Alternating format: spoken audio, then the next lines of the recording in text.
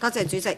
對於各種患有發展障礙兒童嘅評估同埋治療制度未完善呢，特別係專業人員不足嘅問題，我曾經多次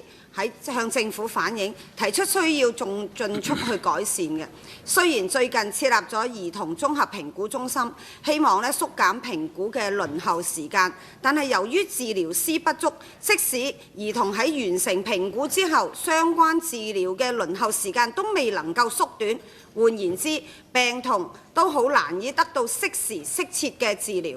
治療師不足問題之大呢，可以由綜合評估中心嘅負責人呢就曾經講過，即使當局聘請全澳所有治療師，亦都未必能夠應付到全澳各方面嘅康復需求。康復治療係巧婦難為無米炊嘅問題呢，就反映到出嚟啦。事實上，疾病嘅存在唔會因為醫療人員不足而減少嘅，相反，治療師長期不足，只係會拖延病人嘅康復，直接導致病人越積越多，治療輪候時間越拖越長，形成一個惡性嘅循環。以全球出現發展遲緩或者係障礙兒童6%嘅發生率嚟到去計算，本澳平均每一年就有7000名嘅嬰兒出生，即係當中大約係每一年有400個有呢一類嘅情況會有機會出現。至於0至6歲係發展遲緩或者係發展障礙兒童嘅黃金治療時間，一旦延誤咗介入治療嘅時候，對於溝通、學習、聽力障礙等兒童嘅治療同埋教育係非常之不利嘅。喺現時缺乏治療師嘅情況之下，特區政府應該透過制定短、中、長期嘅政策。短期係兒童喺評估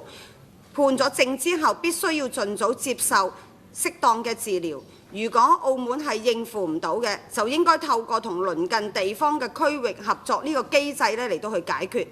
將病童嘅利益放喺首位。中期係從政策上鼓勵同埋協助有志年青人修讀治療師呢個課程，並引導回流就業，同時亦都透過持續進修嘅方法設立治療技術人員嘅課程，協助同埋舒緩治療師嘅工作量。長期嚟講，要配合澳門醫療嘅規劃，制定長遠嘅醫療人才發展嘅目標，尤其係明確各個專業範疇人員嘅供求情況。政府願意投入大量嘅資源嚟到去興建各式各樣設備完善嘅醫療硬體，當然係好事。但係如果軟